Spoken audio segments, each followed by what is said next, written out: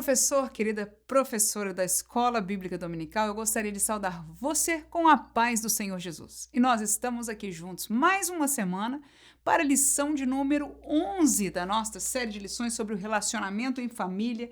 E agora o título da nossa lição é Os Prejuízos da Mentira na Família. Como de costume aqui no nosso canal, nós disponibilizamos para você um roteiro que traz a nossa aula mais dinâmica e também serve como subsídio, alguma coisa adicional que você pode usar na sua aula neste domingo que nos segue. Portanto, o nosso roteiro que propomos para você, e se é a primeira vez que você está no canal, este roteiro ele é disponibilizado para você na descrição deste vídeo, também no primeiro comentário.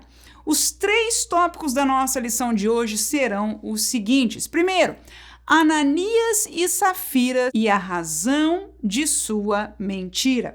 Segundo, o caminho pecaminoso da mentira. E terminaremos falando sobre o caminho do combate à mentira. Cada um destes tópicos nós caminhamos em paralelo com aquilo que o pastor Elianai Cabral tem proposto para nós na nossa revista e comentário da lição dominical. Portanto, no primeiro tópico, queridos irmãos, quando nós falamos do texto que foi usado como base para o estudo desta lição, o texto de Atos capítulo 5, contando a história de Ananias e Safiras, e com certeza você já leu este texto e sabe o que aconteceu ali, quando eles viram que a igreja estava se unindo, era um sentimento espiritual muito lindo, muito único em verdade, na história, né, até de Israel mesmo, o povo de Israel, Deus mandava eles serem generosos, fazerem determinadas coisas a nível de lei, mas ali aconteceu algo muito interessante de que as pessoas, né, por seu próprio querer, de seu próprio coração, começaram a vender os seus bens e depositar aos pés dos apóstolos, e aquele casal também vendeu uma propriedade. No entanto, antes de trazê-la totalmente, eles decidiram entre si guardar uma parte daquele preço, guardaram para si e depositaram aos pés dos apóstolos. No entanto, não disseram que foi uma oferta parcial, antes, pelo contrário, esconderam, falaram como que fosse a totalidade. E esta mentira foi punida por Deus de uma maneira extraordinária. Foi marcado um exemplo para a igreja do Senhor Jesus ali, onde houve esta mancha, num tempo de uma santidade, de uma pureza. O que estava acontecendo naquele momento, como nós acabamos de dizer, era um tempo de extrema pureza na igreja. Então aquela mancha foi algo que foi profundamente feia na realidade daquela igreja primitiva. O primeiro tópico, portanto, nós nos questionamos: qual foi a causa? Por que é que aquele casal decidiu mentir? Quando nós tentamos encontrar isso da Bíblia, a verdade é que não é tão óbvio.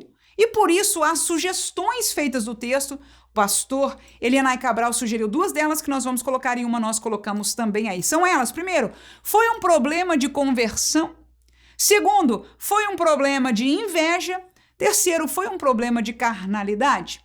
Vamos ler algum texto bíblico, o texto áureo mesmo da nossa lição, Colossenses capítulo 3, versículo 9, diz: não mentais uns aos outros, porque já vos despistes do velho homem com os seus feitos. Ora, Paulo está dizendo que nós não devemos praticar a mentira porque nós já fomos salvos.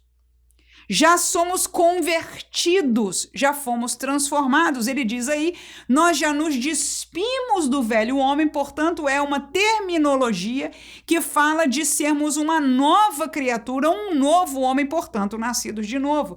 E a pergunta é, será que nós podemos encontrar alguma razão de que Ananias e Safira não tinham ainda nascido de novo, como há uma sugestão do comentarista da lição, por ser uma possibilidade? Vou deixar mais um texto bíblico aí, João capítulo 8, versículo 44, o texto diz: vós tendes por pai ao diabo, e quereis satisfazer os desejos de vosso pai. Ele foi homicida desde o princípio, não se firmou na verdade, porque não há verdade nele. Quando ele profere mentira, fala do que lhe é próprio, porque é mentiroso e pai da mentira. Ora, neste versículo, Jesus está falando para pessoas que eram do povo de Israel, ok? Em termos de religião, da religião judaica, que é o contexto daquilo que temos nós do Antigo Testamento, as pessoas que viviam a fé no tempo de Jesus, a fé judaica, o povo de Israel, ele disse: vocês têm pais por pai ao diabo e estão satisfazendo o desejo do vosso pai, que foi um homicida, ou seja, alguém que matou e foi um mentiroso, né? Nele não há verdade. Ora, este e outros textos bíblicos dizem que aquele que mente, né, é filho espiritualmente do pai da mentira. Portanto, estas pessoas não estão transformadas, não estão ainda na luz, não são ainda filhos de Deus. E aí vem uma pergunta interessante. Seria o caso de Ananias e Safiras não terem vivido a experiência da conversão, mas ao mesmo tempo, ao viver a realidade comunitária da igreja, eles se sentiram de alguma maneira forçados ou interessados, houve algum sentimento deles que fez eles tomarem parte de vender a sua propriedade junto com os demais que estavam fazendo assim? Esta é uma sugestão. No entanto, não seria minha explicação. Por quê? Porque geralmente quando alguém não veio para Cristo, a questão de vender os seus bens, ou seja, não haveria um entendimento muito próprio daquilo que estava acontecendo com a igreja na época. Até mesmo não estariam eles no contexto de uma igreja que falava de Jesus Cristo, de um evangelho, de uma vivência espiritual totalmente diferente da nação de Israel. Então eu encontro o fato deles estarem junto com este grupo que ainda, aliás, nunca foi maioria, né? Eu ia dizer ainda não era maioria, mas em verdade nunca se tornou maioria no meio da nação de Israel. Já significa que eles creram em alguma coisa para participar. A princípio, volto a dizer, são sugestões. Há possibilidade de que eles não tenham uma conversão? Pode ser. No entanto, por esta razão e uma segunda razão, eu acho que não era o caso. É que se eles não fossem convertidos, eu não entendo de que Deus os puniria por algo que lhes é natural.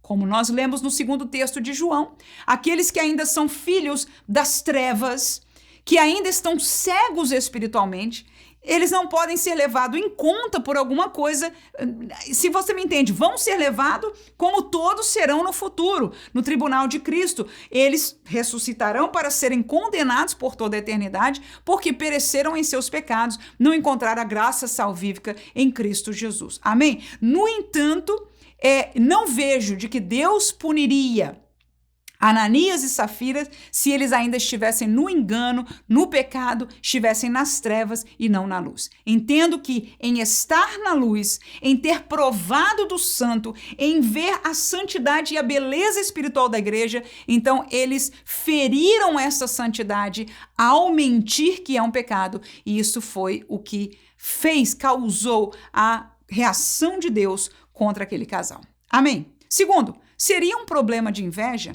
Filipenses capítulo 1 e versículo 15, a Bíblia diz o seguinte: verdade é que também alguns pregam a Cristo por inveja e porfia, mas outros por boa mente. Aí está Paulo fazendo uma colocação de que algumas pessoas estão no evangelho, estão pregando a Cristo, inclusive, tornaram-se obreiros por um sentimento que talvez eu pelo menos não acho óbvio, de que alguém pregue a Cristo por inveja, mas Paulo aí via claramente que isso existia e com certeza ainda é uma realidade. Mostra uma realidade que talvez por causa dela, Ananias e Safira puderam ter inveja. Foi a pessoa de Barnabé. Vamos lá, vamos ler o texto aí proposto, versículo 34 em diante de Atos capítulo 4, versículo 34 ao 37. Não havia, pois, entre eles necessitado algum, porque todos os que possuíam herdades ou casas, vendendo-as, traziam o preço do que fora vendido e o depositavam aos pés dos apóstolos, e repartia-se a cada um segundo a necessidade que cada um tinha. Então José é cognominado pelos apóstolos Barnabé, que traduzido é filho da consolação, levita, natural de Chipre, possuindo uma herdade, vendeu-a e trouxe o preço e o depositou ao pé dos apóstolos. Portanto, ali nós vemos que as pessoas que tinham posse naquela comunidade nova cristã estavam vendendo e dando, ou seja, primeiro que ao eu entregar uma oferta como essa, mostrava para a comunidade que eu tinha posses. Segunda coisa é de que ao eu participar, era um grupo especial de pessoas que estavam ativas, dando, enfim, no sentido da comunidade é muito positivo alguém que se desfaz das suas coisas e possa dar para alguém. Então, em ter este sentimento de inveja por aqueles que estavam fazendo, este pode ter sido um sentimento no coração daquele casal e que fez eles tomarem aquela atitude. Volto a dizer, na minha opinião, isso é uma sugestão, porque a Bíblia não nos dá uma prova clara do que aconteceu no coração deles. Primeiro, sugerimos que pode ser problema de conversão, pode ou não pode, não é a minha opinião, mas foi sugerida pela lição. Problema de inveja? Também pode ou não pode, foi sugerido pela lição. Não encontro pessoalmente que seja, mas possa estar errada. Como dissemos, este não é o foco da lição. O foco é que houve um pecado, o pecado foi a mentira, e a mentira, ela destrói. E eu termino com a terceira colocação minha, que no momento, como já falei aqui, no momento de santidade, no momento tão lindo e puro como estava a igreja vivendo, aquela mácula que Ananias e Safira fez, Deus não permitiu passar.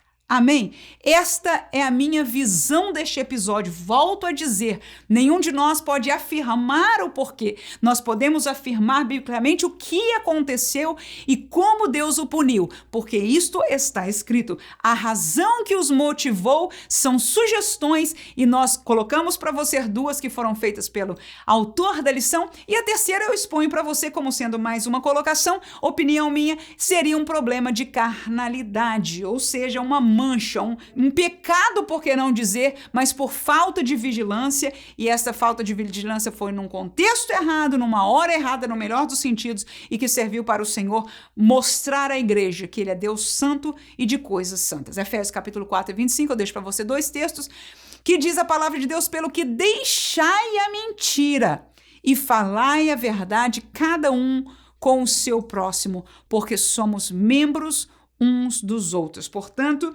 nesta nova vida em Cristo, nós deixamos a mentira e abraçamos uma vida de verdade. Atos capítulo 5, voltando agora ao texto de Ananias e Safira, no versículo 2 a 4, diz a palavra de Deus: e reteve parte do preço, sabendo-o também sua mulher, e levando uma parte, a depositou aos pés dos apóstolos. Disse então Pedro: Ananias, por que encheu Satanás o teu coração para que mentisses ao Espírito Santo e retivestes parte do preço da herdade? Guardando-a não ficava para ti, e vendida não estava em teu poder, porque formaste este desígnio em teu coração. Não mentistes ao homem, mas a Deus. Saltaremos aí para o versículo 9, que diz: então Pedro lhe disse: por que é que entre vós vos concertastes para tentar o Espírito do Senhor?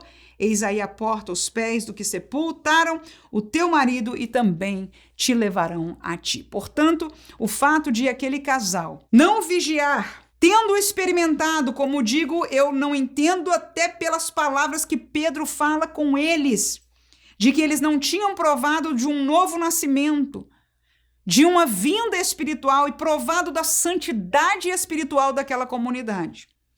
Naquele momento, eles causaram uma mancha tremenda, porque não só mentiram, mas mentiram para o Senhor. Enganaram e trouxeram para a igreja, para os santos, aos pés dos apóstolos, e mentiram ao Espírito Santo de Deus. Esta mentira, o Senhor os puniu com a sua morte e serviu, como diz a palavra de Deus, de exemplo e temor para toda a igreja da época. Analisamos, portanto, neste primeiro tópico, a razão da mentira. Volto a dizer, Todas estas são sugestões, porque o fato que nós temos somente foi o seu pecado. Agora, com o foco no pecado, vamos aos nossos próximos tópicos. O primeiro foi uma colocação muito interessante que o pastor Erenai Cabral fez, falando sobre a hipocrisia como sendo uma consequência natural da mentira. E quando eu li esta colocação, eu pensei mesmo na realidade do caminho da mentira. E eu encontrei que muitas vezes, se não a maioria das vezes, a mentira ela segue um caminho. Ela é principiada pelo pecado. É o primeiro subtópico que nós vamos falar. É a razão de nós mentirmos. Em segundo lugar, a mentira, o próprio ato de mentir. E terceiro, a hipocrisia, a consequência de mentir. Para isso, eu vou te levar a uma história do Antigo Testamento, primeiro livro de Samuel e capítulo 15. E nós vamos estar lendo versículo 3 e versículo 9. Essa história trata-se do próprio profeta Samuel e do rei Saul.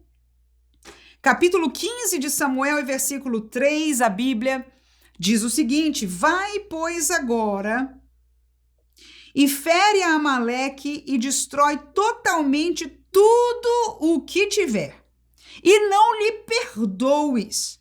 Porém, matarás desde o homem até a mulher, desde os meninos até os de peito, desde os de bois até as ovelhas, e desde os camelos até os jumentos. Esta foi a ordem de Deus para Saul. Versículo 9.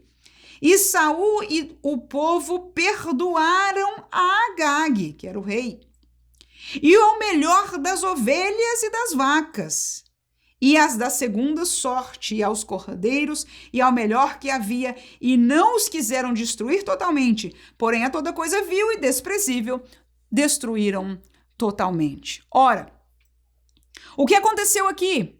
Deus tinha falado por boca de Samuel a Saul que lhes daria vitória contra o seu inimigo, contra os amalequitas.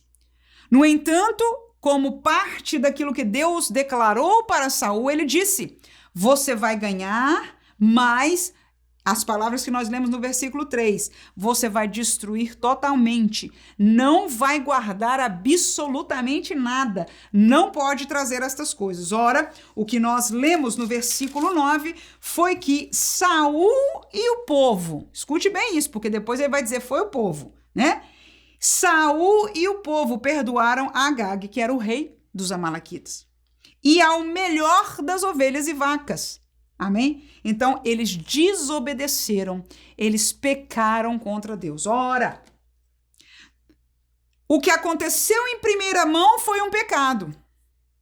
No entanto, depois de um tempo, estava o povo já com a vitória nas mãos, chega Samuel. É o que nós vamos ler no capítulo 15 ainda, versículo 11, o texto diz: arrependo-me de haver posto a Saul como rei, porquanto deixou de me seguir e não executou as minhas palavras, ou seja, ele pecou. Então Samuel se contristou e toda a noite clamou ao Senhor. Vou ler o 13 e o 14. Veio, pois, Samuel a Saul, e Saul lhe disse: bendito sejas tu do Senhor, executei a palavra do Senhor. O que é isso aí, irmãos? É a mentira. A mentira foi falada para cobrir um pecado. E aí Samuel, vamos ler o versículo 14, que diz: então disse Samuel, que balido, pois, de ovelhas é este nos meus ouvidos, e mugidos de vaca que ouço? Ou seja, se o Senhor te proibiu de guardar as ovelhas e as vacas, como eu posso estar escutando? Que conversa é essa? Ora, nós já vemos dois passos deste caminho. Primeiro é o pecado em si e depois a mentira. Que nós entendemos, inclusive no contexto do Novo Testamento, que quando nós pensamos, maquinamos o mal, nós já estamos pecando em nosso coração. E muitas vezes a mentira é formulada neste nível, onde nós pecamos em nosso coração, não necessariamente como Saul, que pecou em trazer o rei ou em perdoar o rei, em trazer as vacas, mas pecamos em nosso coração, mas houve um pecado, houve uma causa que nos faz ter que esconder alguma coisa de Deus. E aí vem a mentira. Ou esconder alguma coisa dos irmãos, ou esconder alguma coisa da nossa família. Por que é que nós temos que esconder alguma coisa? Por que mentir? Por que a necessidade de mentir? Tá vendo aí que é um caminho? A necessidade de mentir vem porque algum desejo escuso, pecaminoso, ou alguma coisa, uma realidade pecaminosa nós executamos. E nesta história vamos terminar com o versículo 15, onde vem o terceiro subtópico que trata-se da hipocrisia, que é a consequência do mentir. O que é hipocrisia? Agora que eu menti, eu tenho que viver a história da mentira. Eu não posso mudar de história agora, pelo contrário. Eu tenho que criar uma história em volta da mentira para que todos me creiam. Então, a hipocrisia é fingimento de uma situação que não é verdadeira. E foi o que Saul apresentou a Samuel. Veja o que diz o versículo 15. E disse Saul: de Amaleque as trouxeram, porque o povo perdoou o melhor das ovelhas e das vacas para oferecer ao Senhor teu Deus. O resto, porém, temos destruído totalmente. Ora, Saul aí acusou o povo. A história foi linda. Primeiro, não foi ele diz, tem um outro versículo aqui, não li todos para não tomar tanto o nosso tempo, mas ele diz, não fui eu quem quis. Foi o povo que quis, o povo que fez e eu não tive como, estar no caminho. E ele ainda disse mais, até a motivação que o povo fez isso foi para adorar a Deus. Irmãos, uma mentira atrás da outra e agora uma colocação de hipocrisia que não ajudava em nada. Pelo contrário, nós vemos aí na prática um abismo chamando outro abismo. Alguém que peca ou tem um sentimento pecaminoso, mente e agora vive uma vida hipócrita para cobrir o seu próprio pecado, fazendo este pecado ainda maior. Então, agora de um pecado, são 3 pecados contra Deus e essa pessoa está completamente aprisionada num mundo de mentira. No entanto, o texto bíblico nós sabemos, o Senhor expõe todas essas coisas e é o que nós vamos estar falando no terceiro tópico, que é a saída. O que é que Deus pode fazer para nos libertar, a nós e a nossa família? O pastor Elianai Cabral propõe no terceiro tópico, protegendo a família da mentira e da hipocrisia. Porque em algum lugar da nossa lição, nós precisamos ensinar ao povo de Deus como sair, porque existem alguns que por viver ou voltar à carnalidade, conheceram a Cristo, talvez foram novos nascidos, porque se não foi, precisa aceitar Jesus, amém? Precisa crer, precisa se arrepender, precisa confessar, precisa ter a experiência da salvação. É um caso à parte. Mas há alguns que vieram para Cristo, que ao virem para Cristo foram, receberam, tornaram-se templo do Espírito Santo. E aonde habita o Espírito Santo, segundo o que nós vimos, a pessoa naturalmente deixa a mentira, deixa o pecado. Porque o Espírito de Deus reage contra o pecado. E porque somos templo de Deus, templos do Espírito Santo, nós sentimos naturalmente no Espírito reação contra o pecado. Quando nós pecamos, nós nos envergonhamos. Não é para nós quando éramos no mundo, que aquilo era normal, na cara dura. Ou escondíamos, ou ríamos, ou fazíamos uma piada, ou o que fosse. Para nós hoje não é normal e nós não nos sentimos bem. Mas se alguém é encontrado em uma situação, como todos nós podemos passar, de dificuldades, uma tentação que nos arredou, que nos enganou, e nós aqui no nosso coração ou na nossa ação pecamos contra Deus, e agora o que fazer? O próximo passo é mentir. Eu não posso falar isso. No entanto, não é o que a palavra nos ensina. A palavra diz que devemos confessar e deixar. Portanto, eu apresentei a nós, neste dia, com o caminho do combate à mentira à luz da palavra de Deus. Vamos a este tópico. Primeiro, ouvindo a palavra, porque é ela que expõe o pecado. Terceiro, ouvindo o Espírito, porque é ele que convence do pecado. E terceiro, ouvindo a Deus, porque é ele quem perdoa o pecado. Quem pode dizer amém? Glória a Jesus. No combate à mentira, a atuação destas 3 pessoas, dessas 3 fases, do mesmo jeito que a mentira veio precedida pelo pecado, a mentira e a hipocrisia. Agora nós encontramos em primeira instância na solução. E vou dizer para você que quando eu leio o terceiro tópico aqui do comentário do pastor Elienay Cabral, ainda que ele não descreva com as palavras que eu estou usando, nos 3 tópicos eu encontro a Bíblia, a palavra de Deus como sua solução. E depois eu vou estar comentando isso com você. Na nossa live de sábado, nós temos a programação Professores EBD, sábado live às 21 horas, horário de Brasília, onde nós caminhamos neste roteiro, né, na própria revista, na própria comentário, e vamos trazer alguma colocação prática para a sua classe ser mais dinâmica, e sempre aproveitamos para ensinar alguma coisa aos professores, compartilhar algum conhecimento que nós possamos ter. E nessa próxima live, inclusive do próximo sábado, nós vamos estar falando sobre 3 perguntas a serem feitas a qualquer texto bíblico que nos ajudará aí meio caminho andado, pelo menos, na interpretação de texto. E vamos aproveitar para ensinar a diferença de interpretação e aplicação e trazer alguma ajuda neste sentido para os professores de escola dominical. Você é muito bem-vindo a estar conosco. Voltando então ao nosso terceiro tópico, o caminho do combate à mentira. Em primeiro lugar, ouvindo a palavra, porque a palavra expõe a mentira. Veja o texto bíblico, Apocalipse capítulo 22 e versículo 15. Olha o que a palavra diz. Ficarão de fora. Se você olhar no contexto, é do céu, da salvação. Ficarão de fora os cães e os feiticeiros, e os que se prostituem, e os homicidas e os idólatras. E veja como termina este versículo. E qualquer que ama e comete a mentira. Veja, irmãos, a palavra tem a autoridade dela. Aleluia. Esta é a voz de Deus, quem diz sumariamente que quem ama e comete a mentira ficará de fora do céu. Eu não desejo isso para ninguém.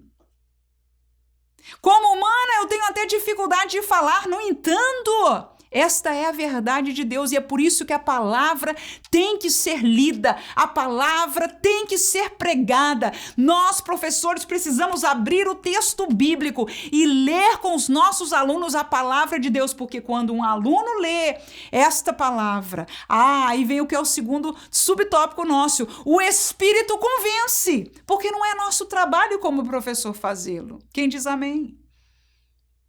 Mas, em primeiro lugar, o convencimento vem, o Espírito atua pela palavra de Deus. Leva ainda 1 Timóteo, capítulo 4. Porque pela palavra de Deus e pela oração é santificada. É a criatura, o homem, a mulher. Se queremos uma vida de santificação, de separação do mundo, de aproximação de Deus, existe esta possibilidade tão somente pela presença diária da palavra de Deus em nossa vida e pela oração. Quanto mais nós fazemos isso, nós nos vamos aproximando de Deus, vamos nos santificando, nós vamos saindo e nos separando do mundo e do amor das coisas deste mundo.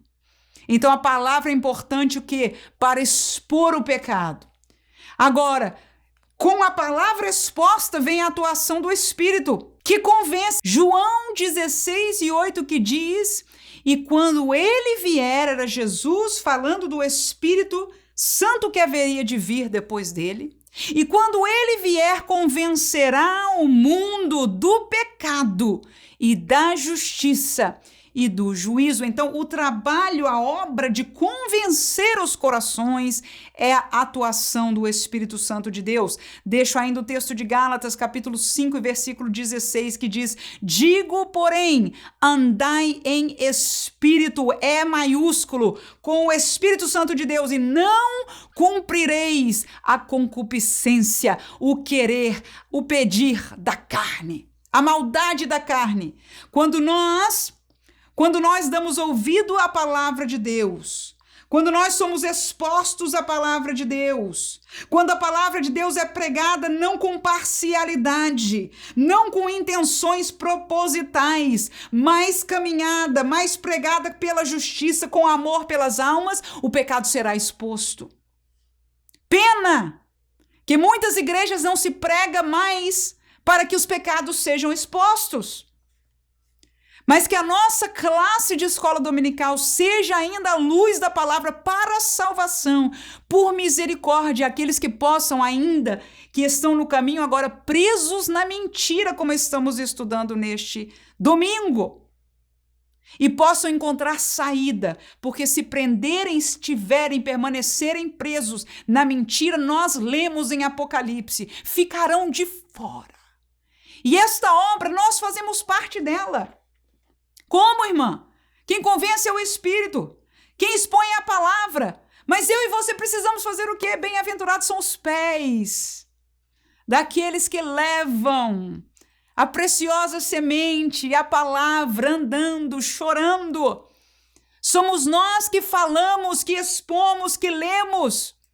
Aleluia!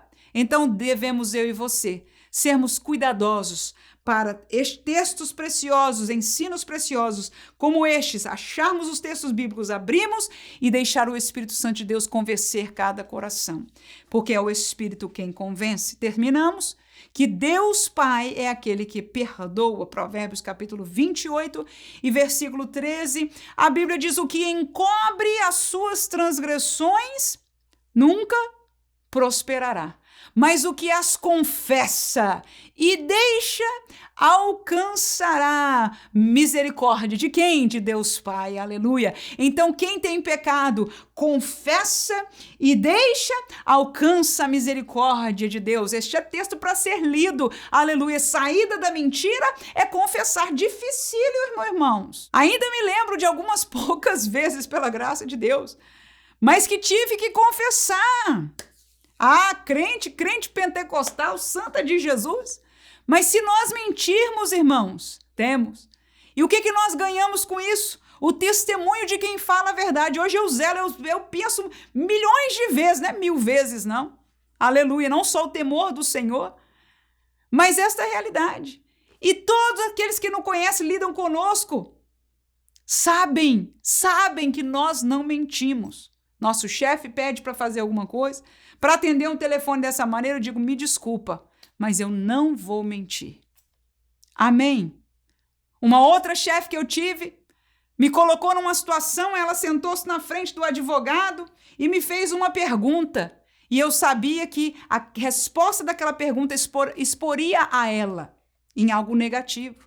Como ela me punha para responder e eu não podia mentir? Como eu falaria uma coisa que seria expor a minha própria chefe na frente daquele advogado? No entanto, ela me perguntou na frente dele por que quis. E eu disse a verdade. E para minha surpresa, ela riu, olhou para ele e disse: eu não te falei? Por quê, irmãos? Em todas as coisas nós somos testados. E se ali foi um caso humano, a Bíblia diz que nós somos rodeados por uma nuvem de testemunha, aleluia. Que possamos ter temor do Senhor e calcar a nossa vida na verdade, porque Deus não aceita a mentira. Mas quando nós confessamos, se chegamos a fazer, é confessar, confesse a Deus, confesse a quem você mentiu. Mas eu vou falar para o meu marido, meu Deus, temos que confessar e deixar, porque assim alcançaremos a misericórdia de Deus e não seremos deixados de fora. Terminamos com 1 João capítulo 1 e versículo 9, texto lindo, que diz: se confessarmos os nossos pecados, tá aí, se. Quem viu essa palavra? Se confessarmos os nossos pecados, Ele, quem é Ele?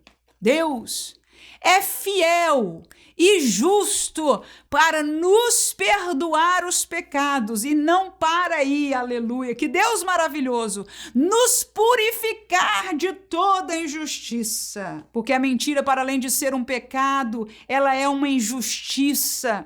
E para Deus este peso não é aceitável.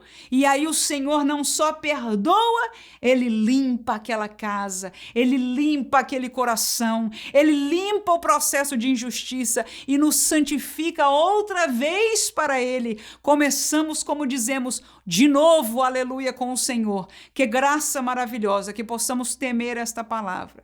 Que você possa ser usada por Deus no contexto da sua classe.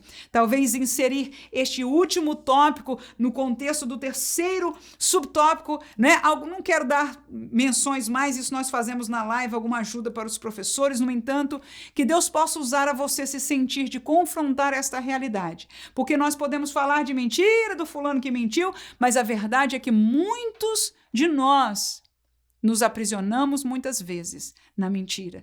E o que o povo de Deus precisa é o caminho da liberdade. E ele está exposto na palavra de Deus. Se nós confessarmos, quando nós lemos a palavra, lemos os textos, lemos os exemplos, a palavra é lida e o aluno lê aquela palavra, então o Espírito Santo pode convencer. E o Senhor, então, ao ouvir a sua confissão, pode perdoar e resgatar aquela vida, irmãos. Não só para a eternidade, mas de liberdade aqui. Porque quem vive uma vida de mentira e hipocrisia é uma vida de prisão. Que nós possamos prezar pela liberdade santa que temos em Cristo. Deus abençoe você, sua classe, sua família, a sua vida, em nome de Jesus. Até sábado, se você puder estar conosco na live. E se não, até semana que vem, em nome de Jesus. Amém.